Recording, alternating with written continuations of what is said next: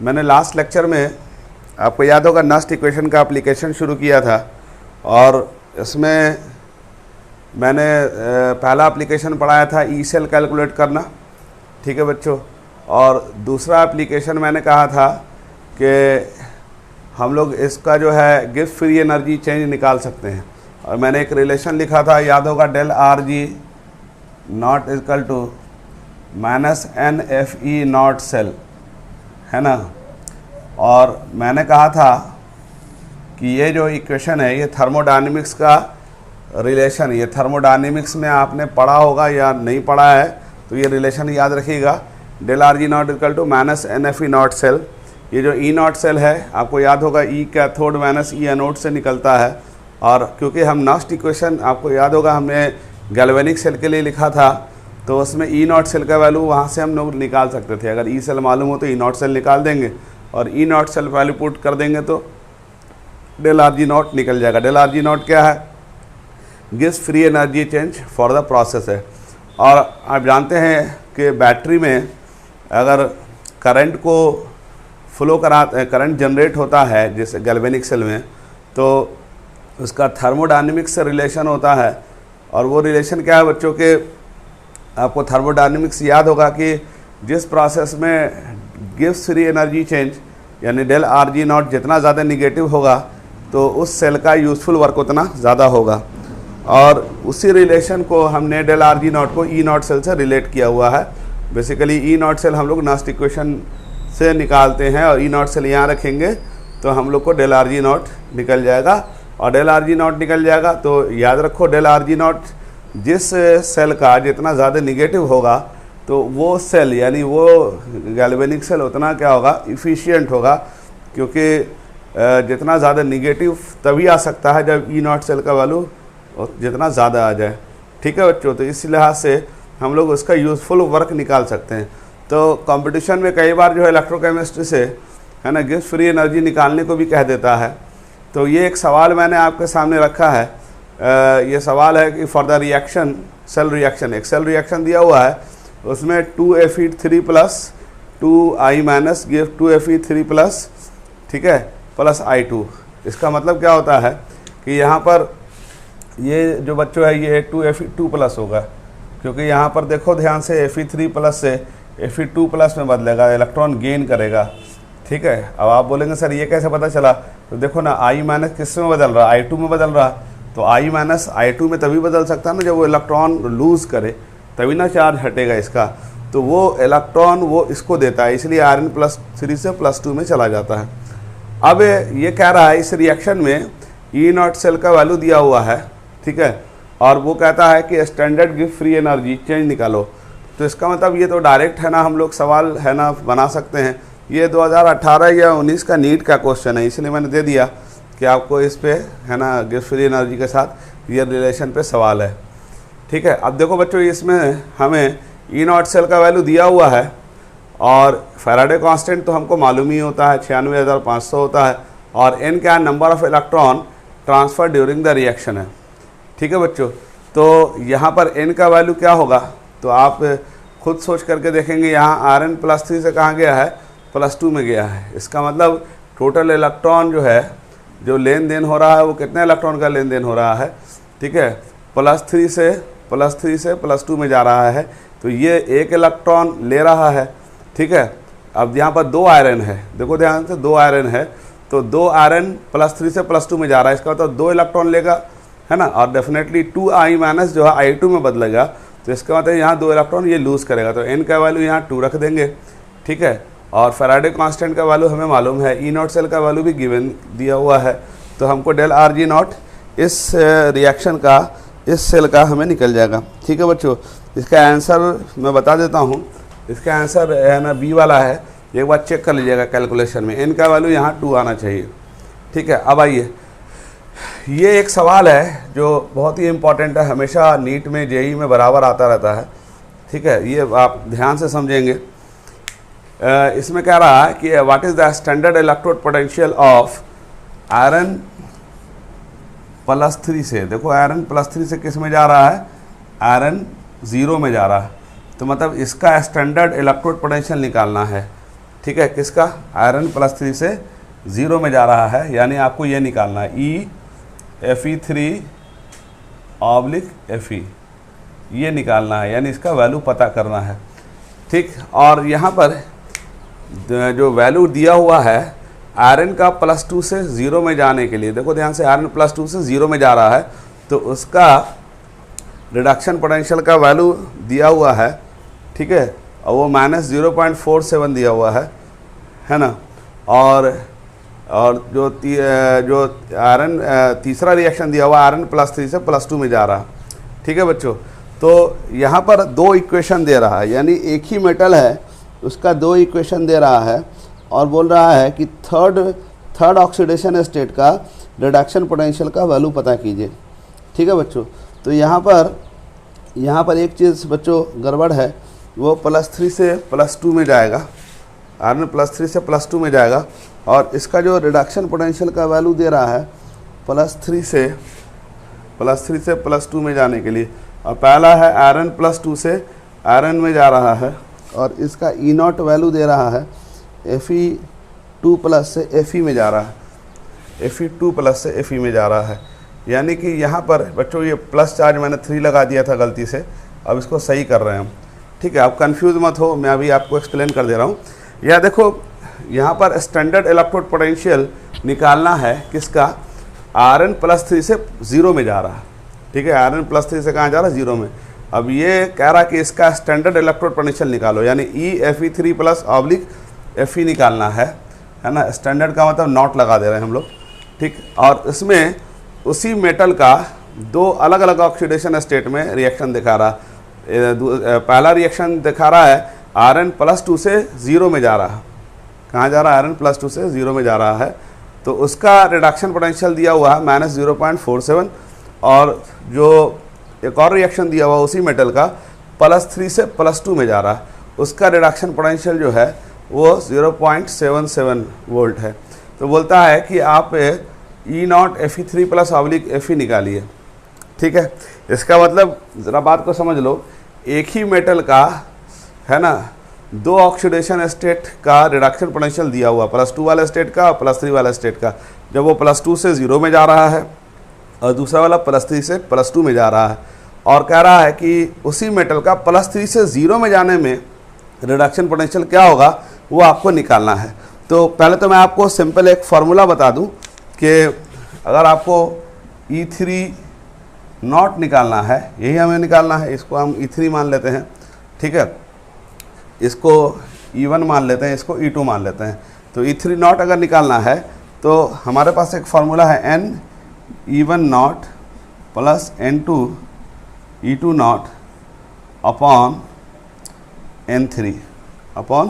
N3 ये formula है, ठीक है। अब पहले आपको फार्मूला मैं शॉर्टकट बता दे रहा हूँ, फिर मैं आपको बताऊँगा ये आया कैसे है ना।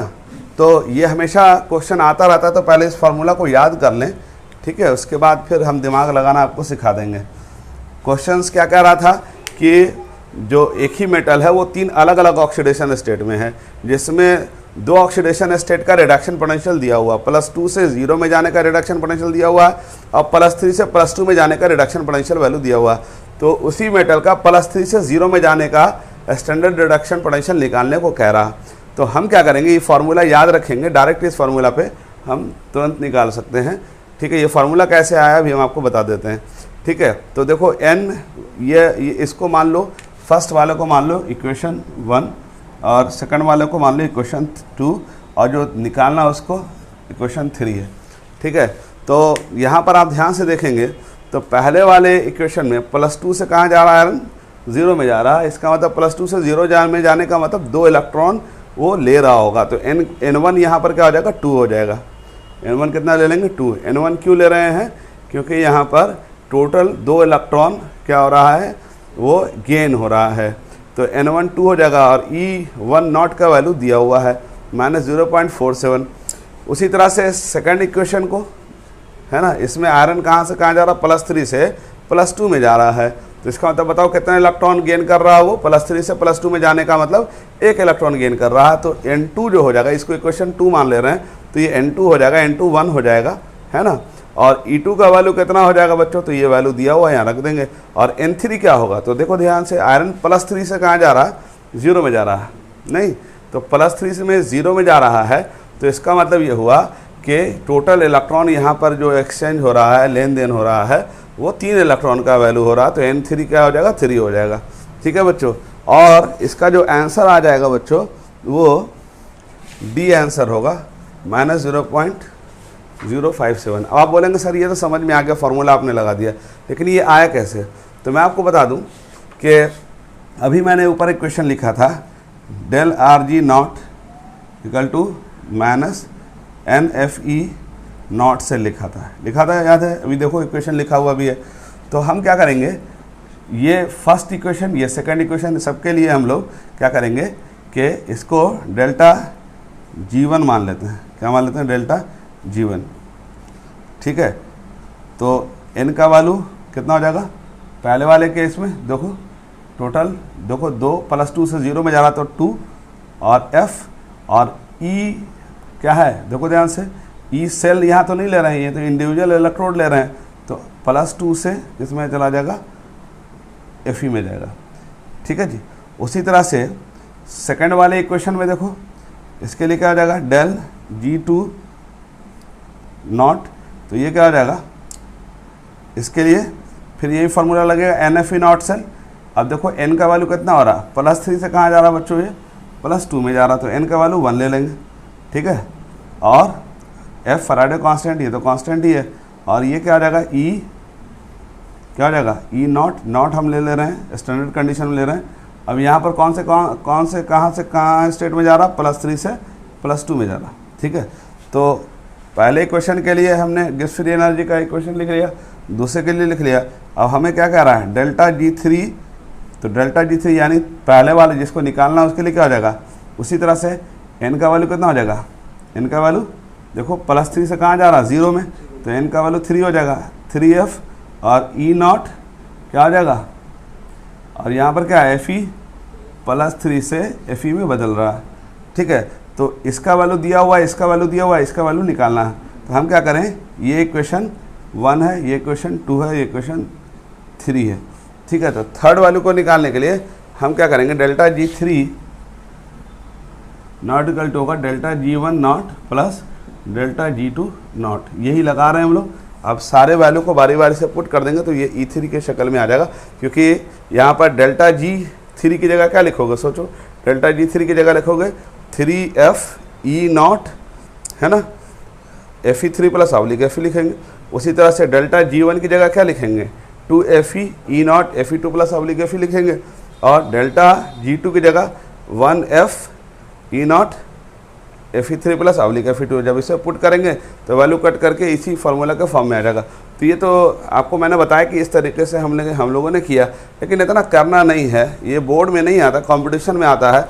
तो डायरेक्ट है ना, आपको ये फार्मूला याद रखना है कि एक ही मेटल का 2 ऑक्सीडेशन स्टेट का इलेक्ट्रोड पोटेंशियल दिया रहे, और उसी मेटल का 3rd ऑक्सीडेशन स्टेट के लिए अगर इलेक्ट्रोड पोटेंशियल निकालने को कह दे तो E3 नॉट हम इस तरह से निकाल सकते हैं। ठीक है, और इसका आंसर मैंने बता दिया, इसको सॉल्व करके आप लोग देख लेंगे। ठीक है बच्चों, अब यहाँ पर हमने आपको 2 एप्लीकेशन बता दिया है नस्ट इक्वेशन का, और इस पर सवाल बनवा दिया है।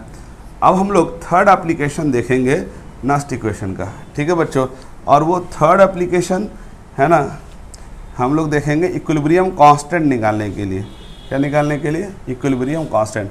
अभी तक हमने नस्ट इक्वेशन का 2 एप्लीकेशन देखा है बच्चों।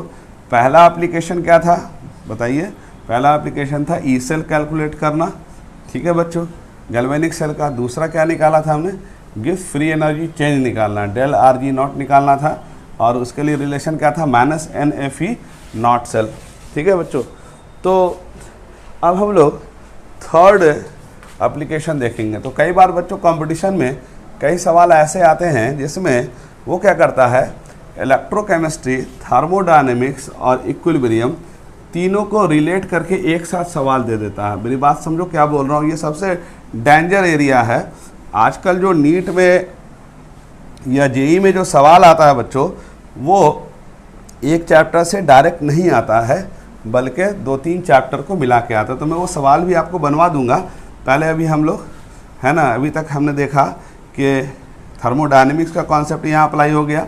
इसके अलावा अब हम लोग इक्विलिब्रियम कांस्टेंट का मामला देखेंगे। ठीक है बच्चों, तो चलिए अब हम लोग, ठीक है बच्चों, अब देखो यहाँ पर जो थर्ड एप्लीकेशन कैलकुलेट एक केसी इक्विलिब्रियम कांस्टेंट निकालना है।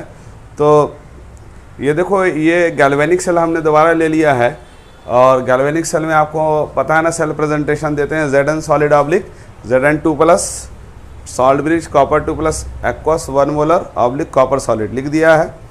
अब इस पर नस्ट इक्वेशन अप्लाई करो। तो नस्ट इक्वेशन याद है ना, कैसे लिखते थे? E cell is equal to E not cell minus 0.059 upon n log Zn2 plus upon copper 2 plus oxidation half cell upon reduction half cell. ठीक है बच्चों, अब देखो बच्चों, हम इसको ऐसे भी लिख सकते हैं, E cell equal to E not cell minus 0.059 upon n log K C. और बोलोगे सर ये कैसे लिखा? तो मैं आपको बताता हूँ। इस रिएक्शन, इसके लिए रिएक्शन में लिख के दिखा रहा हूँ। यहाँ पर रिएक्शन कैसे होगा? Zn solid plus copper 2 plus, ठीक है, gives Zn2 plus plus copper, यही ना हो रहा होगा। तो अगर हम इसका इक्विलिब्रियम कांस्टेंट लिखना चाहेंगे केसी, तो क्या होता है बच्चों? प्रोडक्ट का कॉन्सेंट्रेशन अपॉन रिएक्टेंट का कॉन्सेंट्रेशन। तो हम लिख सकते हैं ना Zn2 प्लस और copper upon copper 2 plus upon Zn, ऐसे लिख सकते हैं ना। अब बताओ, हम इसको ऐसे भी तो लिख सकते हैं ना, Zn2 plus upon copper 2 plus का कॉन्सेंट्रेशन लिख सकते हैं। बोलोगे सर ऐसा क्यों लिखा है? तो इसको हम, याद है ना, इक्विलिब्रियम कांस्टेंट में सॉलिड को या प्योर एलिमेंट को हम लोग कॉन्सेंट्रेशन उसका 1 मानते थे, तो इसलिए केसी हम ऐसे लिख सकते थे इक्विलिब्रियम कांस्टेंट। तो यही तो हमने किया है। यहाँ पर log Zn2 plus upon Cu2 plus है, तो इसको लॉग केसी लिख सकते हैं ना। ठीक है बच्चों, तो ये लॉग केसी लिखा है, कैसे समझ में आ गया होगा?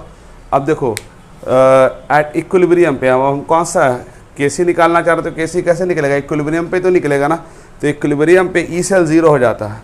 इक्विलिब्रियम पे क्या होता है? ई सेल 0 होता है। क्यों? याद करो, बैटरी अगर करंट फ्लो करना बंद कर दें, इसका मतलब क्या हो गया कि वहाँ पर, क्योंकि आप जानते हैं बैटरी में फॉरवर्ड प्रोसेस भी होता है और बैकवर्ड भी होता है, यानी बैटरी चार्ज भी हो सकती है और डिस्चार्ज भी हो सकती है। तो बैटरी जब करंट भेजना बंद कर देगी, इसका मतलब वहाँ पर ई सेल 0 हो गया है, यानी इक्विलिब्रियम आ गया है। इक्विलिब्रियम पे सारे पैरामीटर क्या होते हैं? कांस्टेंट हो जाते हैं। तो ई सेल यहाँ पर 0 हो जाता है। तो हमने ई सेल की जगह यहाँ पर 0 रख दिया, तो E not cell minus 0.059 upon n log K C कर दिया। तो यहाँ से ई नॉट सेल वैल्यू निकल जाएगा और यहाँ से लॉग के सी का वैल्यू निकल जाएगा। यानी ये हमारा इक्वेशन जो है हमारे लिए न्यूमेरिकल के लिए इस्तेमाल होता है। ठीक है बच्चों, इस पर हम सवाल बनवाएंगे। अब आपको मैं ये बताना चाह रहा हूँ कि आपको याद होगा, अभी मैंने पहले आपको पढ़ाया था del R G nought equal to क्या था? Minus n F E not cell, याद करो। तो ये थर्मोडायनेमिक से रिलेशन था। ठीक है, ई नॉट सेल का डेल आर जी नॉट के साथ रिलेशन था, और ये ई नॉट सेल का इक्विलिब्रियम कांस्टेंट से रिलेशन है। तो यहाँ ये जो टॉपिक है, ये 3 चैप्टर का जंक्शन है। एक तो इलेक्ट्रोकेमिस्ट्री हो गया, दूसरा थर्मोडायनेमिक्स हो गया, तीसरा इक्विलिब्रियम हो गया। तो इसलिए यहाँ पर जो सवाल जो है हम लोग को देखना होगा कि कंपटीशन में कैसे आता है ना, और बोर्ड में कैसे आता है। तो देखो, कंपटीशन में एक सवाल आया था, नीट में भी आया हुआ, जेई में भी आया हुआ। तो ये सवाल मैंने लिख दिया है, और इस सवाल को आप लोग को खुद से सोचना है। ठीक है, मैं सवाल पढ़ दे रहा हूँ। For a spontaneous reaction, battery में कौन सा रिएक्शन होता है? बैटरी जब चार्ज और डिस्चार्ज हो रही होती है, यानी बैटरी करंट फ्लो कर रही होती है, तो वो करंट बाहर भेजती है, तो स्पॉन्टेनियस प्रोसेस है। तो del G K C and E not cell will be respectively, यानी बैटरी के लिए, इन्वर्टर के लिए, इन्वर्टर में जो बैटरी लगी हुई गैल्वेनिक सेल जो लगा हुआ है, उसके लिए आपको डेल्टा जी के सी और ई नॉट सेल में रिलेशन क्या होगा सही, इसमें से बताना है। ठीक है बच्चों, तो सोच के देखो क्या होना चाहिए। अब याद करो, मैंने आपसे क्या कहा था? बैटरी सुंदर कब मानी जाएगी? जब उसमें डेल्टा जी क्या हो जाएगा? निगेटिव आएगा। जितना ज़्यादा निगेटिव आएगा, इसका मतलब वो बैटरी उतनी सुंदर होगी। तो एक बात होता है कि प्लस वाला नहीं हो सकता, क्योंकि बैटरी है ना तभी है ना इफेक्टिव हो सकती है जब आपका डेल्टा जी निगेटिव हो। ठीक है, और डेल्टा जी निगेटिव हो तो के सी क्या होगा? ग्रेटर देन 1 हो जाएगा। देखो रिलेशन क्या है, रिलेशन क्या है के सी के साथ? देखो के सी के साथ ये रिलेशन है। ठीक है, अब ध्यान से देखो, डेल आर जी नॉट जितना ज़्यादा निगेटिव होगा, ठीक है, डेल आर जी नॉट जितना ज़्यादा निगेटिव होगा। तो निगेटिव होगा तो इसका मतलब ई सेल का वैल्यू उतना बड़ा होगा, ठीक है। और ई सेल वैल्यू बड़ा होगा, इसका मतलब इक्विलिब्रियम क्या होगा, इक्विलिब्रियम जल्दी आएगा देर से आएगा, देर से आएगा।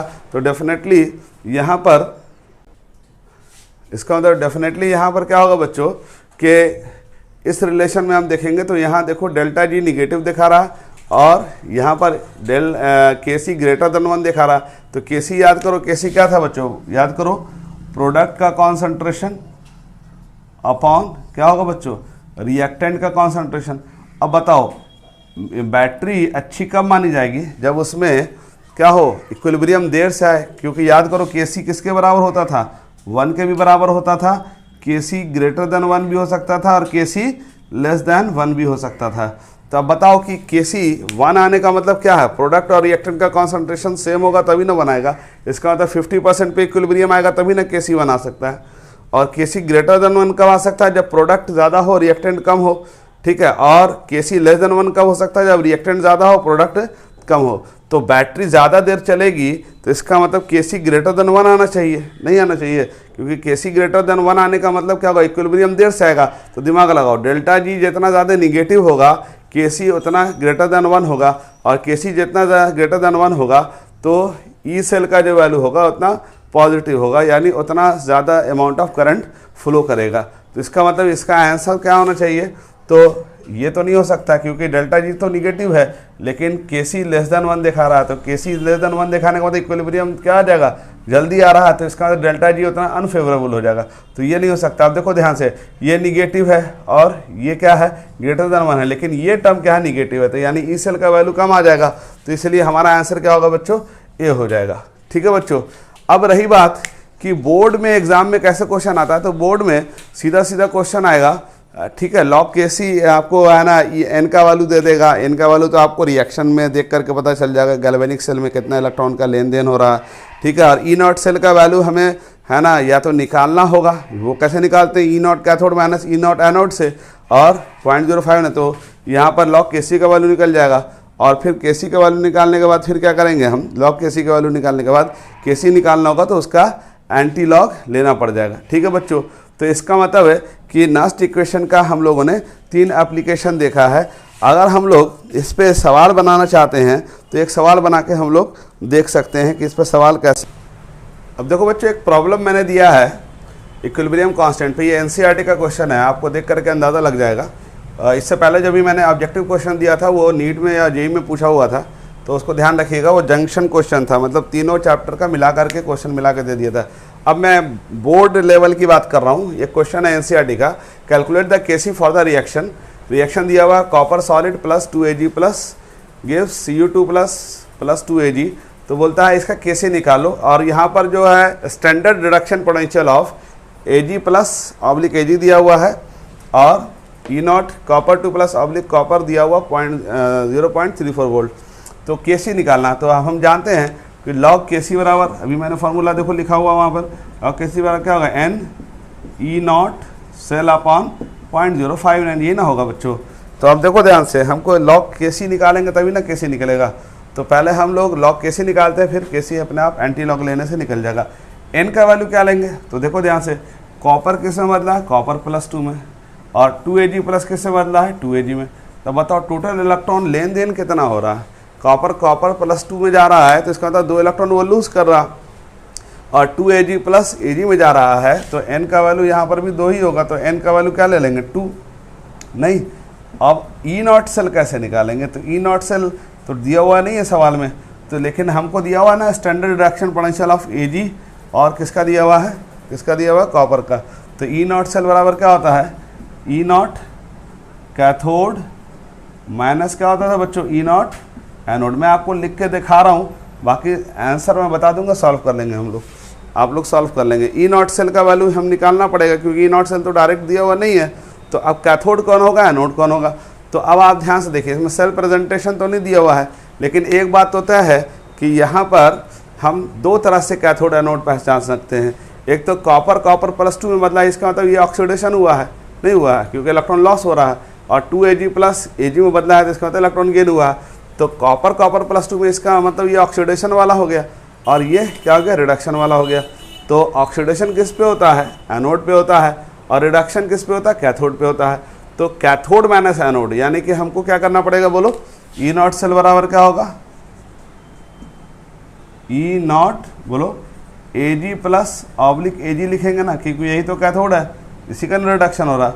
और minus E not copper 2 plus oblique copper लिख देंगे। नहीं, अब एक और तरीका भी है, हमने आपको बताया था कि रिडक्शन पोटेंशियल के वैल्यू को भी देख करके हम क्या कर सकते हैं? एनोड कैथोड पहचान सकते हैं। याद करो, देखो यहाँ पर क्या दिया हुआ है? ई नॉट Ag का दिया हुआ है प्लस 0.80 और कॉपर का प्लस 0.34 है। तो आपको याद करो, मैंने आपसे कहा था कि जितना ज़्यादा पॉजिटिव होगा उतना, इसका मतलब उतना ज़्यादा वो कंगला होगा। ठीक है, तो ज़्यादा पॉजिटिव यानी ज़्यादा वैल्यू बड़ा किसका है? Ag वाले का, तो ये कैथोड हो जाएगा। और ये कम पॉजिटिव है तो ये एनोड हो जाएगा। तो यहाँ से इस ई नॉट सेल निकाल लेंगे बच्चों, ये वैल्यू पुट कर देंगे, ई नॉट सेल निकल जाएगा। ई नॉट सेल का वैल्यू यहाँ पुट कर देंगे और n का वैल्यू 2 हो जाएगा, तो लॉग Kc निकल जाएगा। अब मैं इसका आंसर बता देता हूँ, ठीक है, आप लोग इसको सॉल्व करिएगा। लॉग Kc का वैल्यू 15.6 आएगा। लॉग Kc का वैल्यू 15.6 आ जाएगा। NCERT का ही प्रॉब्लम है। और इसका जब एंटी लॉग लेंगे तो Kc वैल्यू निकल जाएगा, और वो वैल्यू जो आएगा वो 3.98 इंटू 10⁻15 होगा। Kc का वैल्यू आ जाएगा 3.98 इंटू 10⁻15। ठीक है बच्चों, तो ये आपका इक्विलिब्रियम कांस्टेंट से सवाल आता है बोर्ड में। अब मैं आपको बता दूं कि इसमें जो है सबसे बड़ा प्रॉब्लम क्या होता है? लॉग एंटी लॉग का। तो बच्चों वो है ना, फिजिक्स वाले सर ने, मैथ वाले सर ने लॉग एंटी लॉग निकालना सिखाया होगा। ठीक है, और बाकी तो थोड़ा बहुत लॉग एंटी लॉग तो हम लोग 9-10 में भी पढ़ते हैं। ठीक है, तो इसको आप लोग सॉल्व कर लीजिएगा। और अगर आपके पास कोई ऑप्शन नहीं है तो लॉग टेबल सामने रखिए। ठीक है, और लॉग टेबल को कैसे देखते हैं वो नेट से चेक कर सकते हैं या किसी मैथ वाले टीचर से पूछ सकते हैं। ठीक है, बाकी तो मैंने आपको बेसिक लॉग बताया था कि log 2 का वैल्यू, log 3 का वैल्यू, log 4 का वैल्यू कैसे याद करते हैं, वो मैंने इससे 2-3 लेक्चर पहले बता रखा है। एंटी लॉग एक बार देख लीजिएगा, नहीं समझ में आएगा तो मुझसे एक बार पूछ भी सकते हैं। ठीक है, अब आइए, ये मैंने आपका नस्ट इक्वेशन का एप्लीकेशन पढ़ा दिया। अब हम लोग नया टॉपिक शुरू करने जा रहे हैं और वो है रिएक्टिविटी सीरीज़। क्या है बच्चों? Reactivity series and its application. ठीक है बच्चों, तो सबसे पहले मैं आपको बता दूं कि रिएक्टिविटी सीरीज़ याद तो नहीं किया जाता है ना, क्योंकि रिडक्शन पोटेंशियल का वैल्यू अगर हम देख लेंगे तो हमें पता चल जाएगा। लेकिन 9th-10th में जो रिएक्टिविटी सीरीज़ हमने पढ़ा था, थोड़ा बहुत बच्चों को याद होगा। अब मैं है ना 12th में थोड़ा लंबा चौड़ा रिएक्टिविटी सीरीज़ है तो मैं लिख दे रहा हूँ और मैं इसको याद करने का थोड़ा बहुत टेक्निक बता दे रहा हूँ। ठीक है, जो हमने अपने ज़माने में जैसे याद किया था वो बता दूंगा, बाकी तो आप लोग अपना टेक्निक भी अपना सकते हैं। तो इसको जो है हम लोग देखते हैं अब।